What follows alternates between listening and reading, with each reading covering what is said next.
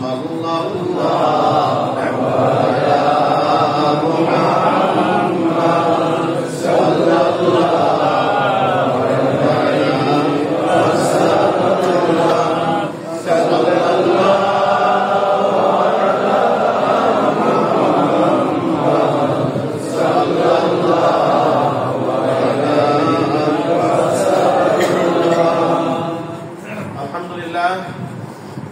আলহামদুলিল্লাহি আলা যালিক। সমস্ত প্রশংসা প্রশস্ত স্তবস্তবী মহিমা গৌরব উচ্চতা পবিত্রতা পরাক্রমতা মহাবিশ্বের মহান প্রতিপালক, যিনি অনুরূপ বর্ধিত স্থান দিককাল সম্ভূত নিবারিত সে মহিয়ান সম্রাট, যার দানের মহাসমুদ্রে আমরা প্রতিনিয়ত সতত নিমজ্জিত, সে আল্লাহ তাআলার শুকরিয়া আদায় করতে আমরা উচ্চারণ করি, বলি আলহামদুলিল্লাহ। আলহামদুলিল্লাহি হামদান কাসীরান তাইয়িবান মুবারাকান। আদি অন্তের সর্বপ্রকার সর্বোৎকৃষ্ট দরুদ এবং সালাম নির্মিত ধারায় দর্শিত হতে থাক মানবতার মুক্তির দূত প্রজ্ঞার সম্রাট জগৎগুরু রাহমাতুল লিল আলামিন নবী মুহাম্মদ রাসূলুল্লাহ সাল্লাল্লাহু আলাইহি ওয়াসাল্লামের কদম কুসুমে আল্লাহ তাআলার সাকিনা সালামত রহমত অবিশ্রান্ত ধারায় বর্ষিত হতে থাক তামাম আম্বিয়া کرام, সাহাবায়ে کرام, আউলিয়া کرام, মালাইকাতুল মুকাররামিন সহ আল্লাহ তাআলার প্রিয় প্রিয় বান্দা বান্দি যারা যেখানে শায়িত থাকলেন সকলের আলোর উপরে সকলে করি আল্লাহুম্মা আমিন। মীর মোহাম্মদ নোমান সাহেবের নিকট সংক্ষেপে তরিকার বর্ণনায় লিখিতেছেন,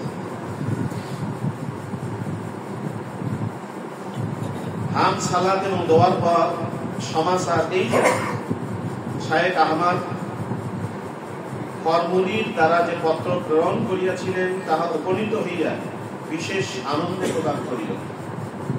আপনি তরিকার বর্ণনা রিসালা চাহিয়াছেন, উহার মুসাবিদাগুলি উপস্থিত আছে। যদি আল্লাহ তাআলা সুযোগ প্রদান করেন তাহা হইলে উহা পরিষ্কার করিয়া আপনার নিকট প্রেরিত হইবে। উপস্থিত তরিকার বর্ণনায় সংক্ষেপে কয়েক সূত্র লিখিয়া দিতেছি, মনোযোগের সহিত শ্রবণ করিবেন। হে সাইয়্যেদ সাহেব, আমরা যে তরিকা গ্রহণ করিয়াছি লতিফায়ে কলব হইতে তাহার ভ্রমণ আরম্ভ হইয়া থাকে, যাহা আপনি আমলের বস্তু। উহা অতিক্রম করার পর তদূর্ধ্বের মাকাম রূহের মর্তবা সমূহের ছায়ের ভ্রমণ আরম্ভ হয়। উহা অতিক্রান্ত হইলে লতিফায়ে সের, যাহা উহার ঊর্ধ্বে তাহার কার্য আরম্ভ হয়। খফি এবং আকফা লতিফাদ্বয়ের অবস্থাও হইল। এই লতিফা পঞ্চকের মঞ্জিল সমূহ অতিক্রম হওয়ার পর এবং ইহাদের প্রত্যেক লতিফার সহিত পৃথক পৃথক ভাবে যে ইলমে মারিফাত সমূহ সম্বন্ধিত তাহা প্রাপ্ত হওয়া এবং ইহাদের প্রত্যেকটির অবস্থা ও প্রেরণা সংঘটিত হওয়ার পর উক্ত লতিফা পঞ্চকের আসল বা মূল সমূহে যাহা আলমে কবির বা বৃহত্তর জগতে অবস্থিত তথায় ভ্রমণ হইয়া থাকে।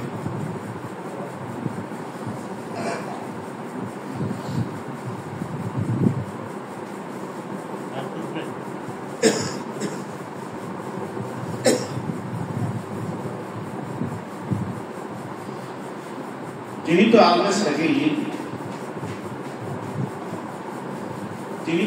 সাগীর বা ক্ষুদ্র জগতে যাহা কিছু আছে তাহার মূল আলমে কবির বা বৃহত্তর জগতে বর্তমান।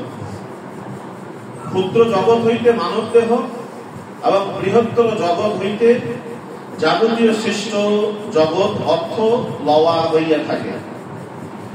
উল্লিখিত লতিফা পঞ্চকের মূল সমূহের মধ্যে ছয়ের করা আল্লাহ তাআলার আরশে মজিদ হইতে আরম্ভ হইয়া থাকে।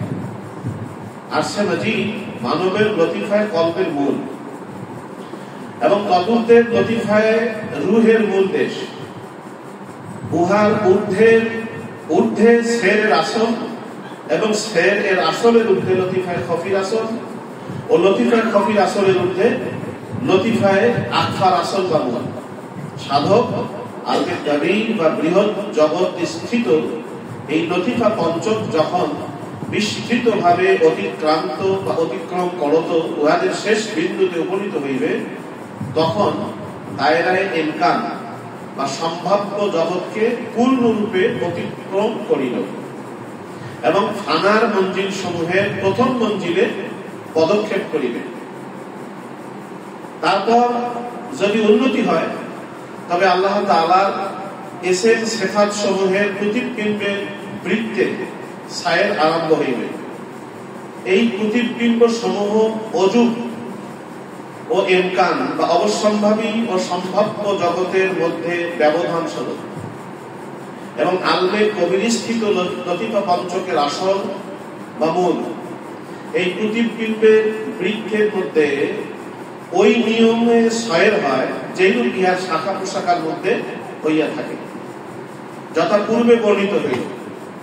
আল্লাহ তাআলার অনুগ্রহে এই প্রতিবিম্বের অসংখ্য মঞ্জিল সমূহ যদি অতিক্রম করিয়া ইহার শেষ বিন্দুতে উপনীত হয়, তবে আল্লাহ তাআলার অবশ্যম্ভাবী এসেন সিফাত সমূহের সয়ের হইয়া থাকে এবং এসেন আসমা সিফাতের নাম গুণাবলীর তাজাল্লি বা আবির্ভাব আরম্ভ হয় এবং শান এতেবার সমূহ প্রকাশ পাইতে থাকে। এই অবস্থায় উপনীত হইলে আলমে আমরের লতিফা পঞ্চকের কার্য সমাপ্ত হইয়া যায় এবং ইহাদের হক বা প্রাপ্য প্রদত্ত হইয়া থাকে। তারপর আল্লাহ তাআলার অনুগ্রহে যদি উক্ত মাকাম হইতে উন্নীত হয়, তখন নফস মুতমাইন্না বা প্রশান্ত হইবার কার্য আরম্ভ হয় এবং রেজা বা সন্তুষ্টির মাকাম, যাহা সুলুকের শেষ মাকাম, তাহা লাভ হয় এবং সারেহে সদুর পক্ষ মুক্ত হওয়া হইয়া প্রকৃত ইসলাম লাভ হইয়া থাকে। এই মাকামে যে সকল কামালাত বা পূর্ণতা লাভ হয়, তাহার তুলনায় ইতিপূর্বের আলমে আমর বা সূক্ষ্ম জগতের কামালাত সমূহ ঐরূপ। প্রশান্ত মহাসাগরের তুলনায় এক বিন্দু পানি যেইরূপ। যে কামালাত সমূহ বর্ণিত হইল আল্লাহ তাআলা ইসমে আজহার বা ব্যক্ত নামের সহিত সম্বন্ধ রাখে। ইসমে আল বাতেন বা গুপ্ত নামের এর সহিত যে পূর্ণতা সমূহ সম্বন্ধ রাখে, তাহা ইয়া ব্যতীত অন্যরূপ। উহা গুপ্ত ও অদৃশ্য থাকাই মুনাসিব তথা সমীচীন। যখন এই ইসেম দ্বয়ের কামালাত বা পূর্ণতা সমূহ অর্জিত হইবে, তখন আল্লাহ তাআলার পবিত্র জগতে উৎক্রিয়মান হওয়ার জন্য সাধকের দুই বাহু প্রস্তুত হইবে। সাধক উক্ত বাহু দ্বয়ের সাহায্যে আল্লাহ তাআলার পবিত্র জগতে অশেষ উন্নতি করিতে সক্ষম হইবে। কতিপয় মুসাবিদার মধ্যে এই বিষয়ে বিস্তৃত বর্ণনা লেখা হইয়াছে। বাইরে আপনি একবার আসিবেন, সরলচিত্ত বৎস উহা একত্রিত করিয়া পরিষ্কার করার চেষ্টায় আছেন। সুযোগ পাইলে আপনি একবার আসিবেন, কিন্তু ওই স্থান শূন্য রাখিয়া আসিবেন না, যেন অগ্রগণ্য যেন কার্যের বিশৃঙ্খলা না ঘটে। আপনি একাই আসিবেন এবং দোস্তগণের মধ্যে যাহাকে অগ্রগণ্য মনে করিবেন, তাহাকে তাহাদের পেশোয়া স্থলাভিষিক্ত করিয়া আসিবেন। আল্লাহ তাআলাই জানেন যে ইহার পর আর সুযোগ হইবে কিনা। ওয়াসসালাম। আল্লাহ তাআলা এই 257 নম্বর মক্তবের নিয়ামত আমাদের পূর্ণ নসিব করুন। সকলে বলে আল্লাহুম্মা আমিন। এখানে আমরা প্রথমেই যে বিষয়টার আলোকপাত মুজাদ্দিদ আল-কাসানি রাহমাতুল্লাহ আলাইহি মক্তবাদের ভিতরে রেখেছেন, যেখানে তরিকার বর্ণনা করা হয়েছে। তরিকার বর্ণনায় এই বক্তব্যটা লেখা হয়েছে। তরিকা বর্ণনা করতে গিয়া এখানে মাকাম সমূহের কিছু আলোচনা তিনি করেছেন। আমরা পাঠেই এর মধ্যে অবগত হয়েছি, মাকাম সমূহের আলোচনা করেছেন তিনি। এখানে আলমে আমর সূক্ষ্ম জগৎ এবং আলমে খালক স্থূল জগৎ, এই দুই জগতের আমাদের তরিকার সবক কোথা থেকে শুরু হয়, এই বিষয়টি আলোকপাত করেছেন। আমরা জানি আরশের নিচে 4 বস্তু: আগুন, পানি, মাটি, বাতাস। এই 4টার সমন্বয়ে তৈরি হয়েছে নফসে নাতেকা। কি নফসে? তাহলে কয়টা হলো? 5টা। এই 5টা যেন বডি, আর এর হাকিকত হচ্ছে, মূল বস্তু হচ্ছে আরশের উপরের যে 5টি বস্তু: কল, রূহ, সে, খফি, আত্মা। আমরা হাকিকতে জামিয়া শব্দটা পরিচিত, যারা মক্তবাদ পাঠ করি বা মক্তবাদ মাহফিলগুলোর সাথে চলাফেরা করে আসি। হাকিকতে জামিয়া সমষ্টিভূত তত্ত্ব। একটা মানুষ সমষ্টিভূত তত্ত্ব। আমাদের হুজুররা দেশে আগুন, রসুল মুড়ের তৈরি, মাটির তৈরি, এই নিয়ে তর্ক। অথচ একজন মানুষ আল্লাহ তাআলা বানিয়েছেন 4 বস্তু থেকে: আগুন, পানি, মাটি, কি এটা দেহটা। এবং আগুন, পানি, মাটি, পাতার যে আমি বলছি, এটা চারটাই কিন্তু যৌগিক পদার্থ। আগুনটাও যৌগিক, পানিটাও যৌগিক, মাটিটাও যৌগিক, বাতাসটাও যৌগিক। এই 4টা পদার্থ দিয়ে তার সমন্বয় তৈরি হয়েছে নফসে নাতেকা। নফস একটা প্রবৃত্তি এবং এটার স্তর আছে, কখন কোন প্রভাবে প্রভাবিত হয় সে আলোচনা ইনশাআল্লাহ গত বক্তব্যে হয়েছে। শান্তি বক্তব্যে পাইতে আমরা আলোচনা যদি আসে ইনশাআল্লাহ আমরা করব।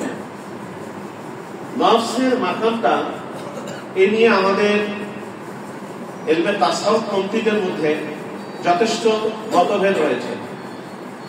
কোন কোন তরিকায় নফসের মাকাম হচ্ছে নাভিমূলে, কোন কোন তরিকায় নফসের মাকাম হচ্ছে নাভির থেকে আরো নিচে, বুঝা নিতে হবে।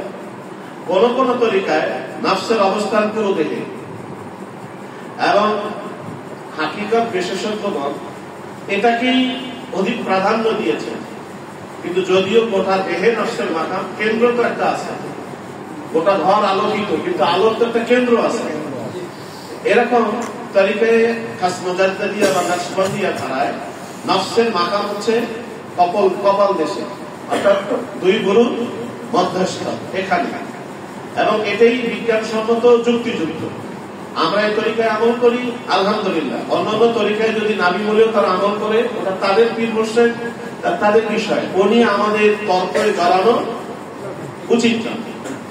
তো মানুষ 4 থেকে একটা আগুন, পানি, মাটি, বাতাস, আরশের নিচে, এটা থেকে হচ্ছে নফস। আর আরশের উপরে কি? আল, রূহ, সে, খফি, আত্মা। অন্যান্য তরিকতে আত্মসংশোধনের জন্য, কল পরিশুদ্ধতার জন্য যে সবক দেওয়া হয় তারা দেন নফসের থেকে। আর আমাদের তরিকতের সবক শুরুতেই দেওয়া হয় কল থেকে। কলটা কি? যে কলটা হচ্ছে আরশের প্রতিবিম্ব। আরশের প্রতিবিম্ব দীর্ঘদিন তো আলোচনা করা হয় বর্তমানে। আরশের প্রতিবিম্ব। আর আরশ এটা একটা নূরের তৈরি, দর্পণ সদৃশ, আয়না সদৃশ। এখন এই আরশের চাইতে বান্দার যে কল আরশ, এর মর্যাদা 3টি কারণে বেশি। এই কারণে বান্দার যখন কলবের মাকাম হয়, তখন এই কলবের মাকামটা আরশের ঊর্ধ্বে, আরশের উপরে। কলবের মাকাম যেখানে, যদি কারো কলবের মাকাম সাইড হয়, পরিভ্রমণ হয়, এরপরে এই পরিভ্রমণ শেষে কলবের মূলে যখন সবক দেয়া হয়, এখান থেকে পরিভ্রমণ করে পুরা কলব জগৎ পরিভ্রমণ করে এর ঊর্ধ্বের জগতে যায়। তাহলে এর কলবের উপরে হচ্ছে রুহের জগৎ, রুহের মূলে যায়। রুহের মূলে যখন পীর মুর্শিদের তাওয়াজ্জু বর্ষিত হয়, তখন রুহের জগতে এটা ছায়ের করে। এটা ছায়ের করবার পরে এরপরে উপরে হচ্ছে খফির মূল। খফির মূলে পীর মুর্শিদের যখন তাওয়াজ্জু করে, তখন খফির যে জগৎ আছে এটাতে ছায়ের হয়। এভাবে আকফা, রূহ, এরপরে সে, এরপরে খফি, এরপরে আকফা, এই 5টি মাকাম পরিভ্রমণ করা হয়। এখন এই 5টি মাকাম পরিভ্রমণ করবার পরে এর প্রত্যেকটার যে মূল দেশ, এই মূল দেশ একটার মূলে আরেকটার আগা, আরেকটার মূলে আরেকটা আগা, আরেকটার মূলে আরেকটা আগা।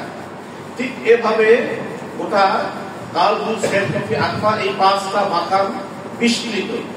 এটা একটা শুধু মাকাম না, মাকাম মানে আরবিতে স্থান, আরবিতে মাকাম, বাংলায় কিন্তু কি স্থান। এটা একটা স্থান, পরিভ্রমণের স্থান। এই স্থানগুলো এখানে এমন ভাবে বয়ান বক্তব্যের ভিতরে এখানে আলোচনা করেছে যে এক একটা মাকামের স্থানটা কতটুকু।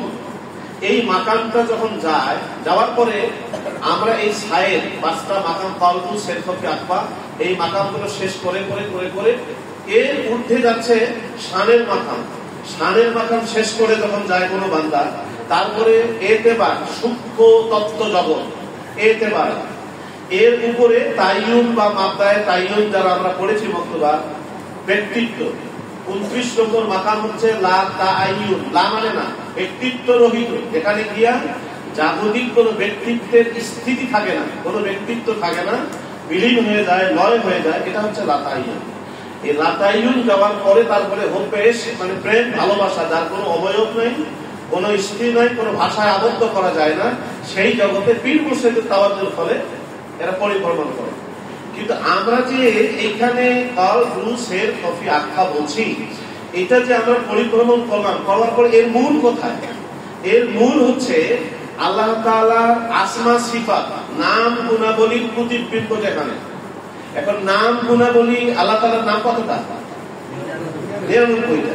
তো মূলত এটা আমাদের ধারণাই কিন্তু বলছি আমরা, আমাদের মেধা শক্তির কারণে আমরা বলছি। মূলত হাদিসে আল্লাহ তাআলার নাম শুধু 99টা না।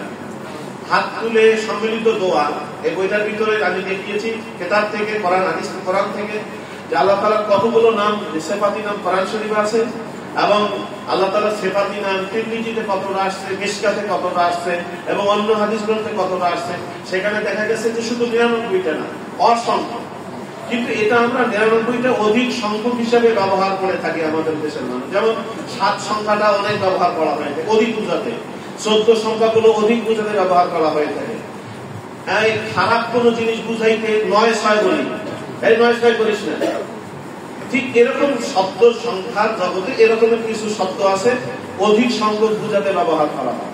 তাহলে গোটা সৃষ্টি জগৎ আমরা জানি আল্লাহ তাআলার নাম গুণাবলী প্রতিবিম্ব। কি নাম গুণাবলী প্রতিবিম্ব? এই নাম গুণাবলীর প্রতিবিম্বে আপনাকে আমাকে সায়র করতে হবে। যে নাম গুণাবলীর প্রতিবিম্বে সায়র করতে গিয়ে আল্লাহ তাআলার নাম গুণাবলীর ভিতরে সবচেয়ে যেটা নিষেধ, যে নাম আমরা বলি কোনটাই নিষেধ না, স্তর ভেদে সাদা দেখিয়া রব সবচেয়ে নিষেধ আল্লাহ তাআলার গুণ, এবং এভাবে স্তরে স্তরে অসংখ্য গুণ রয়েছে। এবং আল্লাহ তাআলার যে এই গুণাবলীর যে দরজা বা পর্দাগুলির যে পর্দা, অসংখ্য স্তর বা দরজা রয়েছে।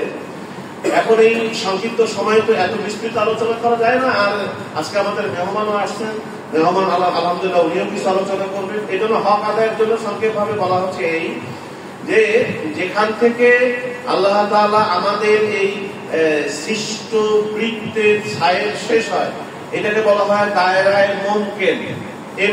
ইমকান মানে সৃষ্টি, মুমকিন সৃষ্ট বৃত্ত, দায়রা মানে হচ্ছে বৃত্ত। এখন আপনি আমি ধারণা করি, ধরুন আপনার আমার ধারণা কতদূর যেতে পারে, যতদূর যাবে ওই জায়গায় একটা ফোঁটা দিলাম, এভাবে ফোঁটা দিতে দিতে দিতে দিতে চতুর্দিকে যত ধারণার বৃত্ত হবে, এটা হচ্ছে যে বৃত্ত দিতে দিতে এটা হচ্ছে দায়রা বা সার্কেল, বৃত্ত বলি আমরা, সার্কেল। সৃষ্ট জগতের আপনার আমার মানুষের ধারণা যতটা কুলায়, এইটা হচ্ছে সৃষ্ট বৃত্ত। আর আল্লাহ তাআলা কিন্তু সৃষ্ট বৃত্তের মধ্যে না। আল্লাহ তাআলা বান্দার ধারণা শুধু ধারণার ঊর্ধ্বে না। যে বোঝাতে দারদাস্তানি রহমাতুল্লাহ আলাইহি লিখেছেন, ইমাম বাহাদুর লক্ষ্মণ বুখারী রহমাতুল্লাহ আলাইহি লিখেছেন যে আল্লাহ তাআলা ধারণার উপরে, উহার উপরে, তার উপরে, পরেরও পরে। সুতরাং আল্লাহ যেন এত অন্তহীন মহাসত্তা, তার যে গুণাবলী আমরা জানি, এর আগে আমরা আলোচনা করেছি যে আল্লাহ তাআলার 7টা গুণ রয়েছে, যাকে হাকিকতে জামিয়া গুণ অষ্টক আমরা বলে থাকি। এটা আল্লাহ তাআলার জাতের সাথে সংশ্লিষ্ট। এবং এরা এমনই 8 ভাই, 8টা ভাই এমন, একজন যেখানে যাবে 8টা গুণ সেখানে চলে যাবে। এটা জাতের সাথে সম্পৃক্ত, কিন্তু জাত না, জাত থেকে আলাদা। আর এমন কিছু আল্লাহ তাআলার গুণ রয়েছে, এই গুণগুলো হচ্ছে প্রয়োজনের প্রেক্ষাপটে আসে।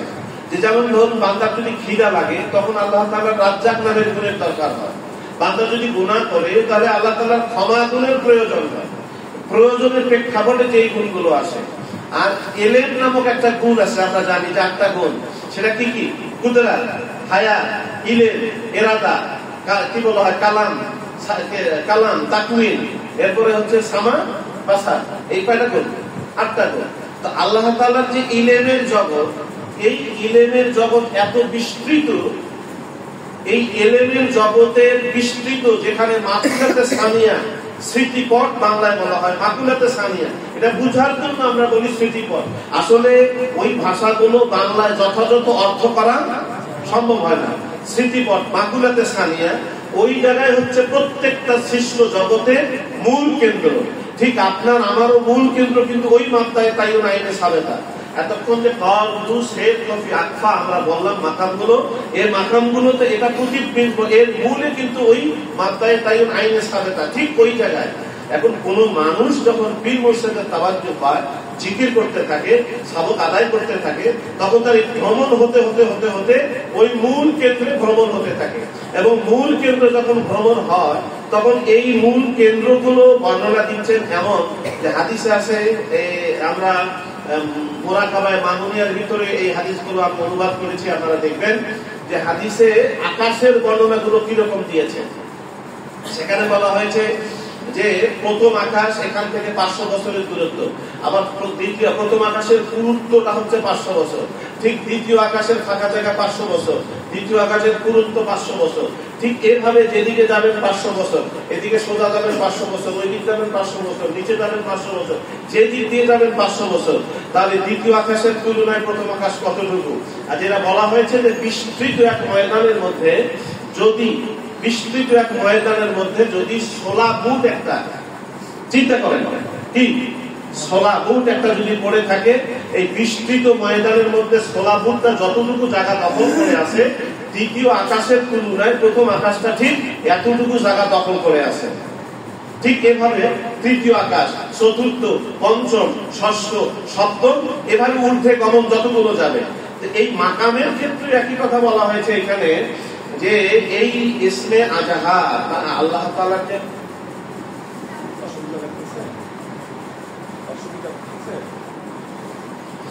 আল্লাহ তাআলার যে নাম গুণাবলীর যে জগতের কথা আমরা বলছি, এই জগৎগুলো এমনই বিস্তৃত।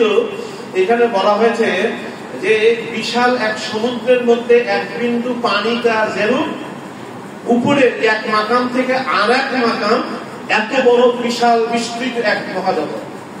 ঠিক এই জগৎ থেকে ওই জগৎটা আরো বিস্তৃত, ওই জগৎ থেকে ওই জগৎ আরো বিস্তৃত। এইভাবে যখন আল্লাহ তাআলার আসমা সিফাতে নাম গুণাবলীর জগতে কোন বান্দা রুহানি ভাবে পরিভ্রমণ হয়, তখন ইসমে আজাহার আল্লাহ তাআলার নামগুলির মধ্যে আরো যেটা কিছু নাম আছে, হুয়াল আউয়ালু ওয়াল আখিরু ওয়াল যাহিরু ওয়াল বাতিন। আল্লাহ তাআলার যে ইসমে আজাহার, এই ইসমে আজাহারের জগৎ তখন সমাপ্ত করা সম্ভব হয়, এর আগে ইসমে আজাহারের জগৎ পরিভ্রমণ করে সায়ের করে শেষ করা সম্ভব হয় না। এরপরে মুজাদ্দিদ আল-বুসতামি রাহমাতুল্লাহ লিখেছেন যে আল্লাহ তাআলার ইসমে আল বাতিন যে গুপ্ত নাম রয়েছে, এই গুপ্ত নামের বিষয়টা এটা বলাটা মুনাসিব না, এটা গোপনই থেকে যায়। তাহলে আল্লাহ তাআলার যে একটা হচ্ছে ইসমে আজহারের মহাজগৎ, যার সংক্ষিপ্ত কিছু আমরা তাস পাইলাম, তাস মাত্র, এটা আলোচনা না। আর ইসমে বাতিন যে মহাজগৎ, এটি অব্যক্ত, এটা বর্ণনা করবার মতো নয়। যখন কোন বান্দা ইসমে আজহার এবং ইসমে বাতিন এই দুই জগতের পরিভ্রমণটা, সায়েরটা পূর্ণরূপে সমাপ্ত হয়, তখন তার মধ্যে ফানার গুণ, লয়ের গুণ আসা শুরু হয়। তখন তার মধ্যে ফানা আসা শুরু হয়, এবং এই ফানা আস্তে আস্তে নফসের ফানা হয়, কলবের ফানা হয়, নফসের ফানা হয়, এরপরে নফসে মুতমাইন্না করা সম্ভব হয়। তো আমরা যারা তরিকার জগতে, আমাদেরকে আগে কলবের মাকাম পরিশুদ্ধ দরকার, আগে কলবকে ফানা করা দরকার। যার কলব ফানা হবে না, তার নফসের মাকাম কখনো ফানা হবে না। এই জন্য কলবে সালিম যার হয়েছে, তিনি মাত্র নফসে মুতমাইন্না হতে পারবেন। আর যার কলবে সালিম হবে না, তিনি কখনো নফসে মুতমাইন্না হওয়ার তার কোনো সুযোগ নাই। এখন এই উভয় কামালাত দ্বারা, উভয় কামালাত তালবেশরী রাহমাতুল্লাহ আলাইহি বলেন, এই দুটো পাখা যখন প্রস্তুত হবে, তখন আপনার আমার যে আল্লাহ তাআলার অন্তহীন ওই যে জাতে বাহাত, আমরা যারা মাকাম, উপরের মাকাম বা 23-এর মাকামের দিকে যারা আছেন, তারা হয়তো বলতে পারবেন যে 23-এর মাকাম থেকে শুরু করে 37 মাকাম পর্যন্ত জাতে বাহাত শব্দটা প্রত্যেক নিয়তে আছে। জাতে বাহাত আয়াতে ওয়াহাদানিকে মেরে বাহাওয়াস্তের সাহিত্যে জাতে বাহাত শব্দটা থাকবেই 37 মাকাম পর্যন্ত। জাতে বাহাত মানে কি? সকল সৃষ্ট যা আছে সব ছেড়ে দিয়া, আমার ধারণার যা কিছু আছে, আমার চিন্তার যা কিছু আছে, সব ছেড়ে দিয়ে ওই টু আল্লাহ, তুই মেরে রেজায়ে তেরি, মুস্ক রহমত, মোহাম্মত, মারিফত, নসিব, রাজাকুন, এই জাতে বাহাত শুধু তার দিকে আপনাকে আমাকে পরিভ্রমণ করতে হবে। সেই জাতে বাহাতের দিকে পরিক্রমণ করতে গেলে অবশ্যই আপনাকে আমাকে এই দুই পাকা ইসমে আজহা এবং ইসমে বাতিন, এই দুই মহাজগতের পরিক্রমণ শেষ করে ফানা করতে হবে। এবং এইটা করতে গেলে পীর মুর্শিদ ছাড়া নিজে নিজে করা সম্ভব হবে না। এখন আসুন, বলা হলো তরিকার বয়ান করবেন, কিন্তু এখানে বললেন মাকামের বয়ান। স্বভাবতই যারা আমরা পড়ালেখা করি তারা আমাদের ধারণা আসবে যে কি ব্যাপার, এটা তো মাকামের আলোচনা করা হইল, কিন্তু বক্তব্যের ভিতরে এখানে লিখছেন যে সংক্ষেপে তরিকার বর্ণনায় লিখতেছেন। তরিকার কথা এখানে কোথায়? আমরা জানি তরিকা কি জিনিস। মান সালাকা তরিকান ইয়াতলুবু বিহি ইলমান সাহালাল্লাহু লাহু তরিকান ইলাল জান্নাহ। যারা ইলম শেখার জন্য কোন পথ পন্থা পদ্ধতি, বুখারী শরীফের হাদিস 16 পৃষ্ঠা প্রথম খণ্ড, মান সালাকা তরিকান ইয়াতলুবু বিহি ইলমান সাহালাল্লাহু লাহু তরিকান ইলাল জান্নাহ। কোন ব্যক্তি যদি কি করে ইলম শেখার জন্য কোন তরিকা, পথ পন্থা পদ্ধতি, মেথড, কোন সিস্টেম গ্রহণ করে, তো আল্লাহ তাআলা তাকে জান্নাতের রাস্তাটা, জান্নাতের তরিকাটা, পথ পন্থা পদ্ধতিটা সহজ করে দেন। তাহলে এই হাদিস থেকে আমরা কি বুঝলাম? ইলম শেখার পদ্ধতি, কথা বলি না, ইলম শেখার পদ্ধতি তরিকা। আমরা তো শিখি না, শিখি বাইরে কথা বলি না। আমাদেরকে এখন বলা হচ্ছে তরিকা তো হারাম, তরিকা করা যাবে না। অথচ তিনি তরিকা করছেন, যিনি হারাম বলছেন তিনি তরিকা ছাড়া ভাত খান না, তিনি তরিকা ছাড়া হালকাসানি করেন না, তিনি তরিকা ছাড়া রাস্তা চলেন না, তিনি তরিকা ছাড়া ব্যবসা করেন না, তিনি তরিকা ছাড়া ভার্সিটি পড়েন না, তিনি তরিকা ছাড়া কওমি লাইনে পড়ালেখা করেন না। কথা বলেন, প্রত্যেকটা জিনিসের একটা সিস্টেম আছে, তরিকা আছে। এই তরিকা কি বলা হয়? সিস্টেম বা পথ পন্থা পদ্ধতি। তো ইলম হাসিলের যে পদ্ধতি, এটাকে কি বলে? তরিকা। ইলম হাসিলের পদ্ধতি যদিও তরিকা, মুজাদ্দিদ আল-বেসারি রাহমাতুল্লাহ আলাইহি এখানে বলছেন, আমরা জানি ইলম কয় প্রকার? দুই প্রকার, কালবি আর জাবানি। তো জাবানি ইলম শেখার জন্য যেমন তরিকা আছে, কালবি ইলম শেখার তরিকা নাই। আর জাবানি ইলম তো গৌণ, মুখ্য না। মুখ্য কোনটা? গোটা কোরআন, মানে গোটা পৃথিবীর জ্ঞান বিজ্ঞানের খনি কোথায়? কোরআন শরীফ। গোটা দুনিয়ার জ্ঞান বিজ্ঞানের খনি কি? কোরআন শরীফ।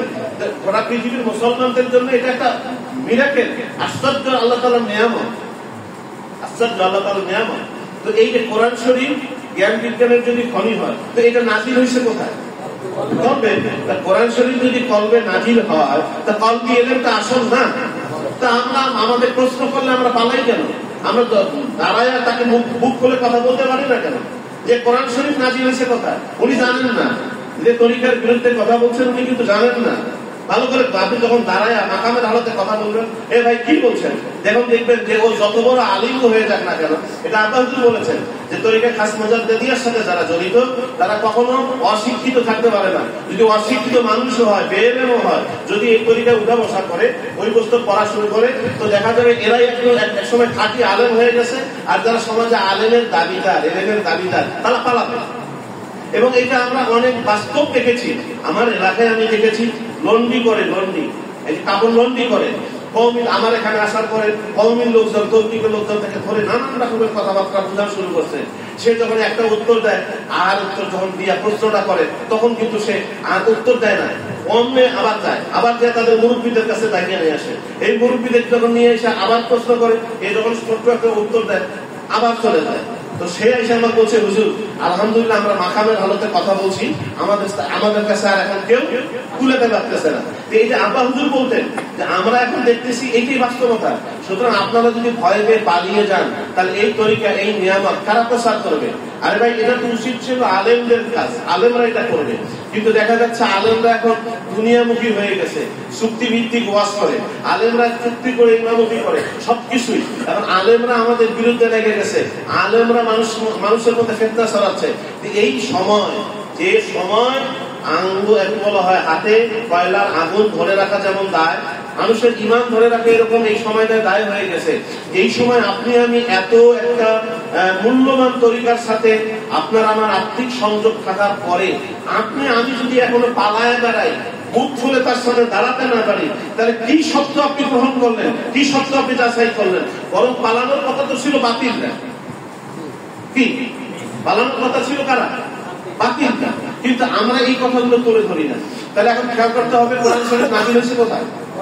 তাহলে কলবি ইলমটা আসল ইলম না। তা কলবি ইলম শেখার জন্য, এই যে কি বলা হয় জবানি ইলম শেখার জন্য আজকে যে তরিকা বের হয়েছে, দেখেন কোরআন শরীফ শেখার জন্য বৈজ্ঞানিক পদ্ধতি, নুরানি পদ্ধতি, আরো কেরাতুল কোরআনের নতুন পদ্ধতি বের করতেছে। কেন? কোরআন শরীফ সহি করে শিখবে।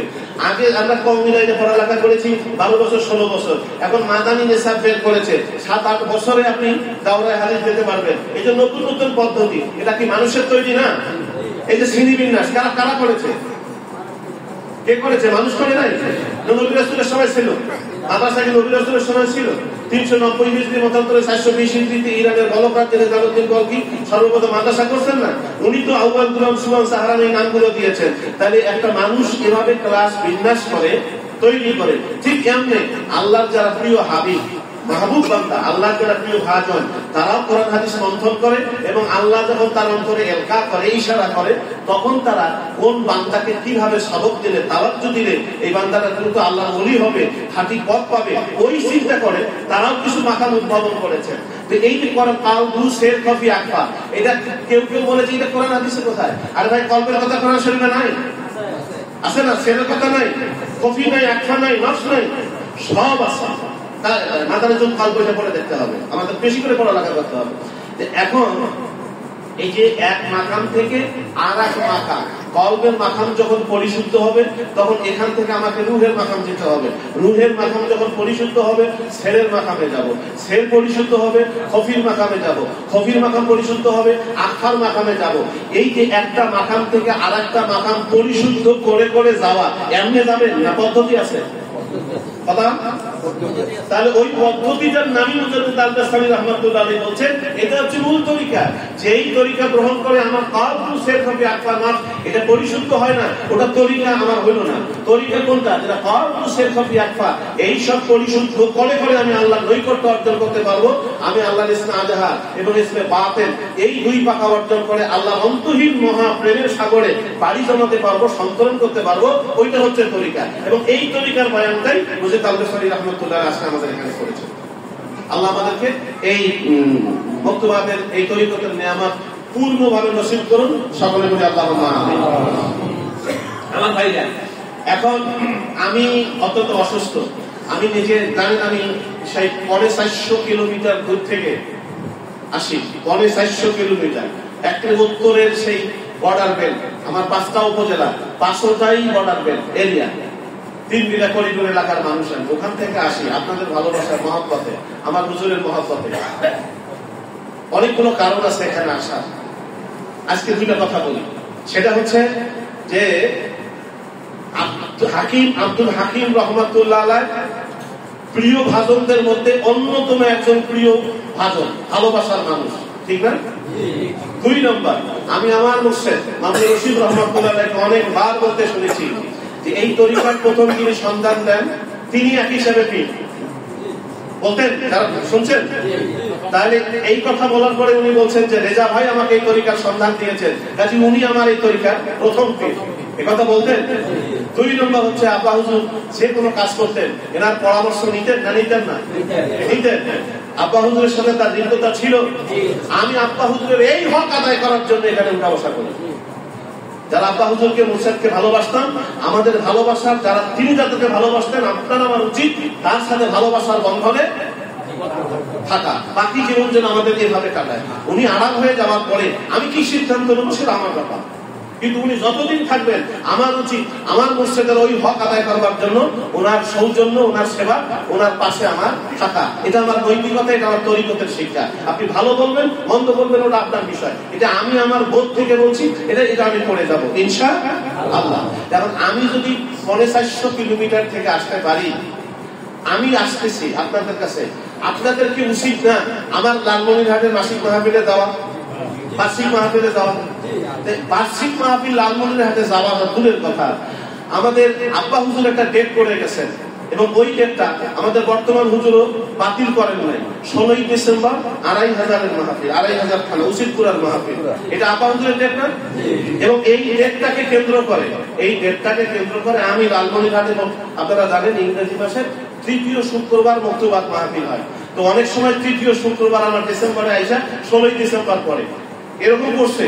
এরকম যখন হয়েছে তখন আমি চিন্তা করছি যে আমার এটা প্রাধান্য না, আমাকে প্রাধান্য দিতে হবে আমার পীর মুর্শিদকে। উনি কিন্তু 16ই ডিসেম্বর এটা করেছেন।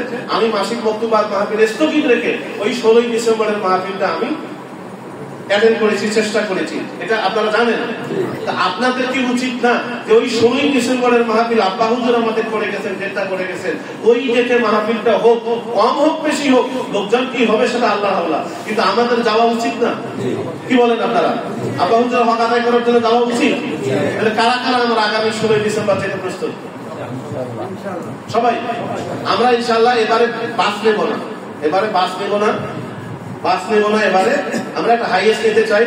হ্যাঁ, আর আমাদের মাসুদ ভাইয়ের গাড়ি আছে, তারপরে আমাদের যে মনজুর কাদের ভাইয়ের গাড়ি আছে, লাবলু ভাইয়ের গাড়ি আছে, যাদের যাদের গাড়ি আছে আমরা সবাই গাড়িতে যাব এবং যারা যারা এখানে আসবেন হাইয়েস্ট নিয়ে আমরা এখান থেকে যাব। আর দেশের অবস্থা অত্যন্ত, আমি বলছি না দেশের অবস্থা কোথায় যাচ্ছে আমরা জানি না, কি হবে তাও জানি না। কারণটা হচ্ছে আমাদের দেশে আমরা চেষ্টা করছি সাম্প্রদায়িক সম্প্রীতি যথাযথ বজায় রেখে চলবার, যথাযথ।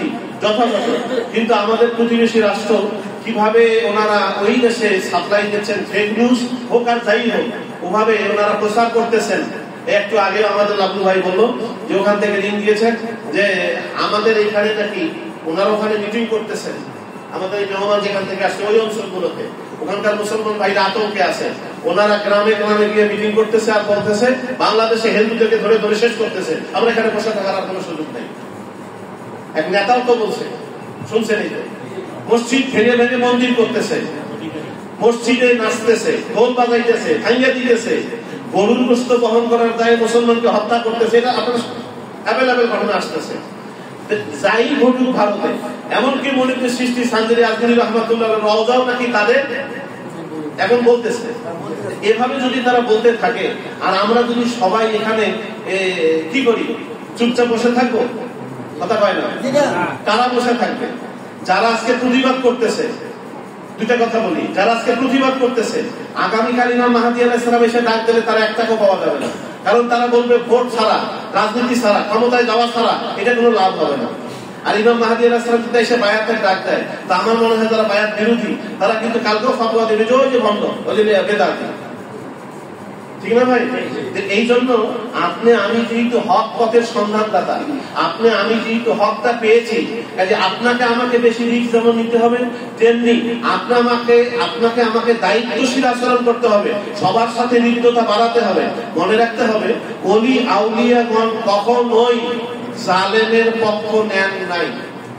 আপনি ইতিহাস পড়ে দেখেন, রাসূল সাল্লাল্লাহু আলাইহি ওয়াসাল্লামের জামানাত থেকে, সাহাবায়ে কেরামের জামানাত থেকে এই পর্যন্ত কোন ওলি আউলিয়া, আচ্ছা বলেন, যত ওলি আউলিয়া এই দেশে আসছে, মনিপুর সৃষ্টি যখন আসছে এই দেশে, আচ্ছা পৃথিবীরাজের পক্ষ নিছেন না মুসলিমদের পক্ষ নিছেন?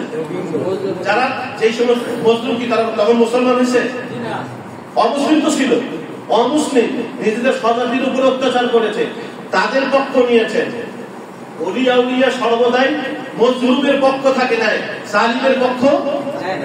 জালিম সে যেই হোক তাকে বিরোধিতা, তার বিরোধিতা করবে, কিন্তু মজলুম যিনি হোক সে যেই হোক, প্রত্যেক ওলি আউলিয়া চাইবে সমস্ত মানুষকে ভালোবাসা আর মজলুমের পক্ষে দাঁড়াইতে। কেন? সবচেয়ে ইনসাফ বুঝে ওলি আউলিয়াগণ, জোরে কন কারা? ওলি আউলিয়াগণ সবচেয়ে ইনসাফ বুঝেন, ইনসাফ।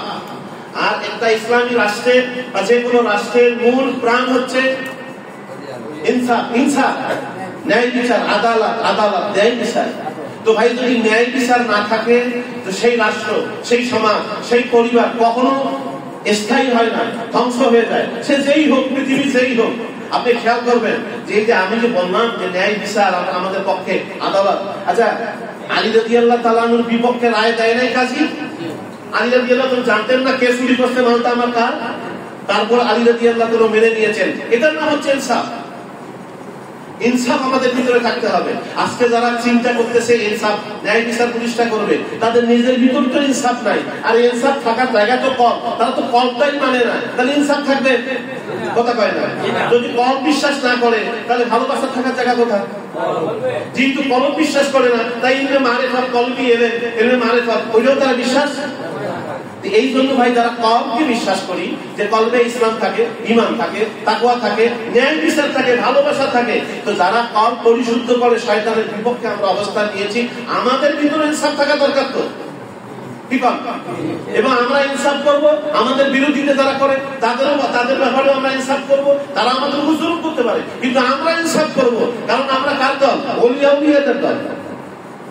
এখন এই ইনসাফ যদি আপনার আমার ভিতরে না থাকে, তাহলে ভাই আপনি আমি কিন্তু কুলাতে পারবো না। মনে রাখবেন, ইসলামের মূল প্রাণ কিন্তু ইনসাফ। নবীগণ 4টা জিনিস, কমন জিনিস 4টা নিয়ে আসতেন পৃথিবীতে। তার মধ্যে প্রত্যেক নবীকে আল্লাহ ইনসাফ বা ন্যায় বিচার প্রতিষ্ঠার জন্য পাঠিয়েছেন। সুতরাং ন্যায় বিচার আপনার আমার ভিতরে থাকা দরকার। আল্লাহ আমাদের তৌফিক দিন, সকলে বলি আল্লাহুম্মা আমিন। আর আমাদের তরিকাটা আপনি আপনারা জানেন, আলোচনা করা হয় হযরত আল-বাসরি রাহমাতুল্লাহর 5000 খলিফা ছিলেন। তবে প্রধান যিনি খলিফা ছিলেন তিনি হচ্ছেন আদম বিন নুরি রাহমাতুল্লাহ আলাইহি। আদম বিন নুরি রাহমাতুল্লাহ আলাইহির শাখা অনেক আগেই আমাদের এই পাকিস্তান সহ ভারত উপমহাদেশ এবং তুরস্ক সহ সব জায়গায় ছড়িয়ে গেছে। আর তরিকা খাস মুজাদ্দিদিয়া, এইটা ইরশাদ হোসেন আহমদী রাহমাতুল্লাহ আলাইহি থেকে আর একটা শাখা বের হয়। বর্তমানে পাকিস্তানে আছে একটা শাখা, তার সাথে আমার কথা হয়েছে। উনি ওখানে বিশাল এক মাদ্রাসা করেছেন। আল্লাহ তাকে উনি যতভাবে চেষ্টা করতেছেন। এবং এই গত মাসে আমি আমাদের আশরাফ লাহোরি ভাইয়ের সাথে ওই মৌলানা সাহেবের ইন্টারভিউ করে দিয়েছি, ওই মাদ্রাসার মৌলানা সাহেবের সাথে। উনি এক বিশাল কওমি অঙ্গনে কাজ করে যাচ্ছেন। আর হচ্ছে তুরস্কে, আমাদের তুরস্ক, গোটা তুরস্ক জুড়ে নকশবন্দিয়া, অন্যান্য তরিকাও আছে, তবে সবচেয়ে বেশি হলো নকশবন্দিয়া তরিকার শাখা। এবং একইভাবে ইরশাদ হোসেন আহমদী রাহমাতুল্লাহ আলাইহি থেকে যে বললাম যে আমাদের শাখাটা হয়েছে ইরশাদ হোসেন আহমদী রাহমাতুল্লাহ আলাইহি, পরে হচ্ছেন মুফতি রিয়াসাত আলী খান শাহজাহানপুরী রাহমাতুল্লাহি আলাইহি। আর উনি এই অঞ্চলে এই নিয়ামতটা ছড়ায় দিয়েছেন। আমিনুদ্দিন ওনার রহমতুল্লাহ আলাইহি, ওনার মাধ্যমে, এবং ওনার পরে ওনার সন্তান হাকিম আব্দুল হাকিম রহমতুল্লাহ আলাইহি। এই হাকিম আব্দুল হাকিম রহমতুল্লাহি আলাইহি এই আমাদের দাদা হুজুর, ওনার মাধ্যমে আমরা ভারত উপমহাদেশে নিয়ামতটা পেয়েছি 70-এর দশকে। এই কারণে এই তরিকার নিয়ামতটা কি আলেমরাও জানেন না, আলেমরাও বুঝেন না। আর তরিকার একটা বিপক্ষে তো ইহুদি খ্রিস্টানদের ষড়যন্ত্র আছে, এবং এদেশের কিছু মানুষ, বিশেষ করে তবলিগ, জামাত ইসলাম, আহলে হাদিস, এরা আছেই যে এদের কাজই হচ্ছে তরিকার বিরুদ্ধে কথা বলা, পীর মুর্শিদের বিরুদ্ধে কথা বলা। তার খাঁটি হোক আর অখাঁটি হোক, ভালো হোক আর মন্দ হোক, এদের কাজটাই হচ্ছে এরকম। আমাদের তরিকা আগের থেকেই যেমন এরকম তরিকার বিপক্ষে তারা অবস্থান করেছেন। আর আমাদের তরিকার নিয়ামতটা নিয়ে আসতেন 70-এর দশকে আমাদের দাদা হুজুর রহমতুল্লাহি আলাইহি। আল্লাহ তাআলা জান্নাতের সর্বোচ্চ মাকাম দাদা হুজুরকে দান করুন, আল্লাহুম্মা আমিন। সেই দাদা হুজুরের আরেক শাখারই দাদা হুজুরের নাম, উনিও আব্দুল হাকিম। উনি কলকাতায় এই তরিকার কাজ করতেছেন। আমাদের কিছু ভাই ওনার সাথে, আমাদের শিবলি আহমদ ভাই ওনার সাথে যোগাযোগ করেছেন, আমাদের মোজাম্মেল ভাই, লালটু ভাই ওখানে গিয়েছিলেন। উনি ওখানে এনারা গিয়া আজকেও বলেন খুব অভিভূত হয়েছেন। দাদা হুজুরের ওখানে আমরা যে স্টাইলটা দেখেছি, যে সুন্দরটা দেখেছি, যেভাবে তরিকা প্রচার প্রসার করতেন, ঠিক একই প্রতিবিম্ব যেন আমরা ওখানে দেখে আসছি। ওনাদের মনটা, অন্তরটা প্রশান্তি হয়েছে। তো সেই আমাদের হযরতকে আমি সংক্ষেপ কিছু কথা বলার জন্য অনুরোধ করছি।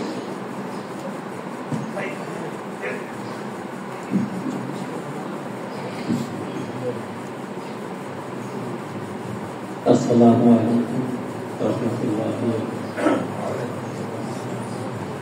আউযু বিল্লাহি মিনাশ শাইতানির রাজীম বিসমিল্লাহির রহমানির রহিম নাহমাদুহু ওয়া নুসাল্লি আলা রাসূলিহিল কারীম ওয়া ইন্নাল্লাহা ওয়া মালাইকাতাহু ইউসাল্লুনা আলান নবী ইয়া আইয়ুহাল্লাযীনা আমানু সাল্লু আলাইহি وسلموا تسليما شكرا اللهم صل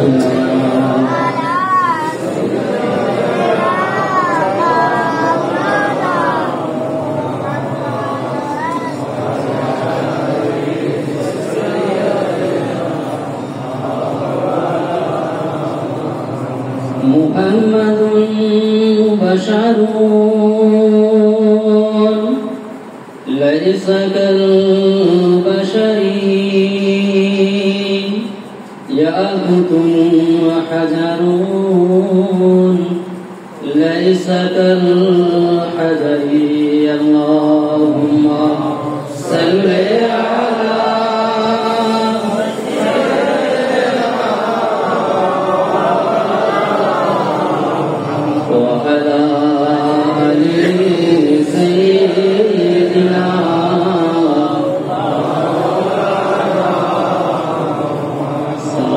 আলাইহি ওয়াসাল্লাম। আলহামদুলিল্লাহ, সমস্ত প্রশংসা মহান রব্বুল আলামিন আল্লাহ পাকের, যিনি এমন একটা পবিত্র দিনে পবিত্র মজলিসে আপনাকে আমাকে একত্রিত হওয়ার সাথে সাথে কিছু বলার এবং শোনার তৌফিক এনায়েত করেছেন। সেই মহান রব্বুল আলামিন আল্লাহ পাকের শুকরিয়া আর্থে সকলে বলি আলহামদুলিল্লাহ।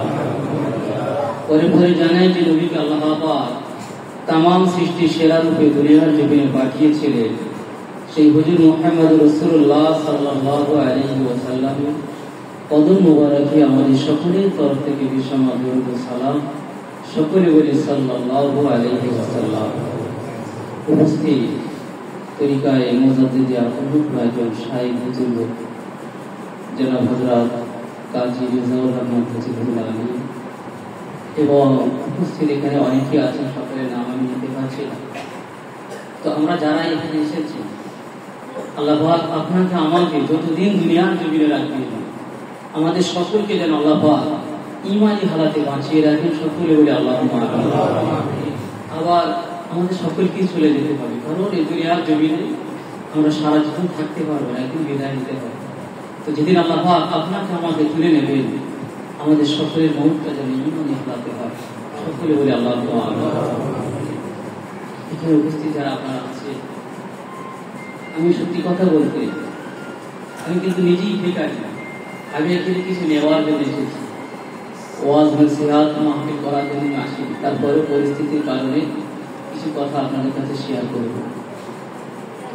আপনারা যারা এখানে আছেন, আমি এর আগে বাংলাদেশে এসেছি, বাংলাদেশের খুলনা, সাতক্ষীরা, বাগেরহাট ওই অঞ্চলে আর কিছু কিছু জায়গায় আলোচনা করেছি। ঢাকার জমিনে প্রথম রাত আপনাদের এই খানকা শরীফে আমি কাটিয়েছি এবং সেটা হলো গতকালের রাত। এবং ঢাকায় প্রথম মানে এই তরিকার কোনো পীর মাশায়েখের সঙ্গে যদি মোলাকাত হয়, সেটা কি কাজী রেজাউল হক মাদানী ভাই আলিয়ার সঙ্গে মোলাকাত হয়েছে। তো সত্যি কথা বলতে এই ঢাকায় আসার আগে এখানে বিভিন্ন জায়গা থেকে আমাকে লিঙ্ক দেওয়া হয়েছিল, কিন্তু আল্লাহ পাকের ইচ্ছা যে আল্লাহ পাক আপনাদের এই জায়গায় আমাকে কবুল করেছেন। আমি নিজে খুবই খুশি এবং আল্লাহর কাছে শুকরিয়া আদায় করি যে আল্লাহ পাক এইরকম একটা জায়গায় আমার আসার তৌফিক এনায়েত করেছেন। আর এখানে এসে আমি যেটা পেয়েছি, এগুলো তো ভাষায় বলে বা মনের কথা প্রকাশ করা সম্ভব নয়। যে জিনিসটা আমি এখানে আসার পর পেয়েছি, আমার মনে হয় আমি আমার জীবনে কোনোদিন ভুলতে পারবো না। এখানে আরো লম্বা সময় দিলে আমার জন্য অনেক উপকার হতো, কিন্তু পরিস্থিতির কারণ এবং আমার ইন্ডিয়াতে বিভিন্ন প্রোগ্রাম সেটিং থাকার কারণে এবং পরিস্থিতির কারণে আপনাদের থেকে হুজুরের থেকে আমার বিদায় নিতে হবে।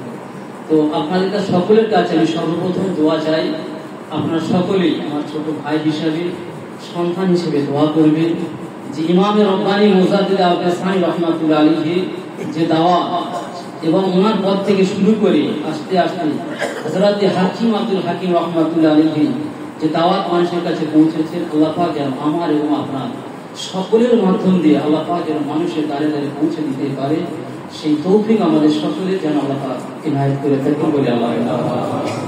আজকে যারা এখানে উপস্থিত হয়েছে, একটু আগে জনাব সাহেব মাওলানা সিরাজুল ইসলাম সাহেব লালমনিরহাট, ওনার সঙ্গে একদিন আমার ফোনে কথা হয়। তো আজকে যাই হোক সামনাসামনি দেখা হলো, উনি যে আলোচনা করলেন মাকতুবা শরীফের মাহফিল উপলক্ষে, এর মূল যে কথা, আপনাকে আমাকে আত্মশুদ্ধির এই পথে আসতে হবে। কেন আসতে হবে?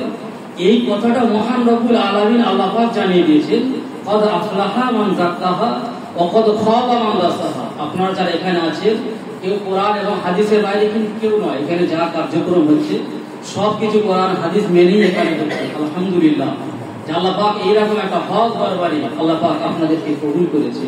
তো আল্লাহ পাক বলছেন যে কদ আফলাহা মান যাক্কাহা ওয়া কদ খাবা মান দাসাহা।